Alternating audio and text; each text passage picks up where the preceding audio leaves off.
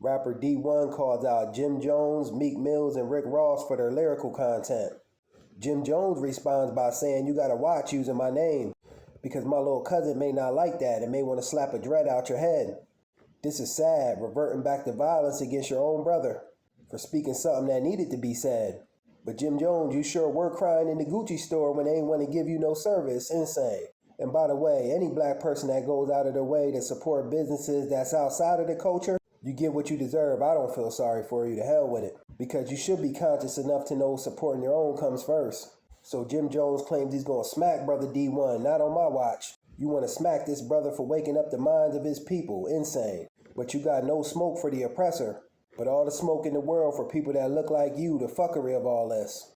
I don't know too much about brother D1, but I don't agree with the Christianity aspects of his music, because Christianity was a means of slavery and bondage for black people right along with Islam.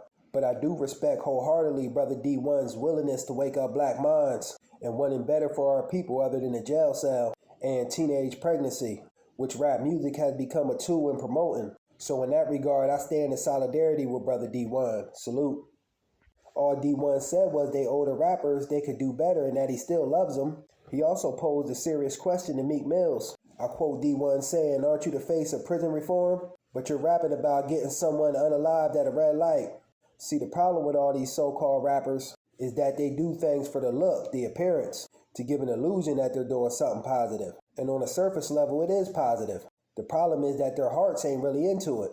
Case in point, Meek Mills is pushing prison reform, but his actions is a walking contradictory to it. If you really about prison reform, your music should align with the message that you're trying to push. Rap music has been a tool to send tens of millions of our young brothers to the graveyard or the penitentiary. Facts. D1 also said accountability in black culture oftentimes is seen as an attack. This is true. And that hip-hop OGs don't want to evolve musically, but they evolve as businessmen outside of the mic, which is totally 100% true statement to me. These rappers ain't got an argument. They ain't got a leg to stand on. Brother D1 is speaking straight facts. D1 also went on to say what happened to the major record labels who pledged millions and millions of dollars after George Floyd was killed, and that they were all like, "This is such a tragedy," and that was a PR move for them labels, because 3 years later, them same labels are back pushing and promoting and funding the creation of murder music, as he called it. Indeed they are. Indeed it was a PR move. Them damn record labels don't care what's going on inside of the black community. The effects of this filth, garbage music is only felt in our community. They aren't worried about it because it doesn't affect theirs. It doesn't affect their demographic of peoples.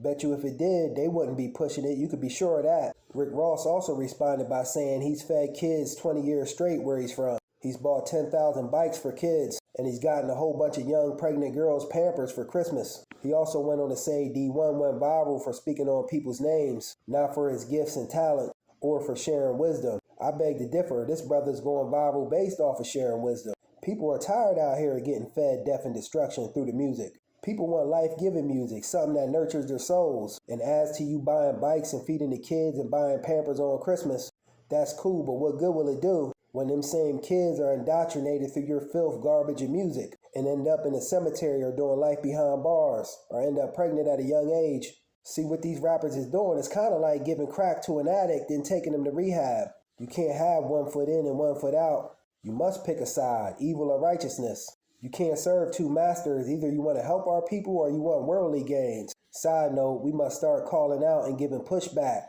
to those wicked individuals who cut these rappers checks. Not just the rappers, I'm talking about people like Leor Cohen's, Jimmy Iovine, Vlad. The culture vultures paying for and funding this filth.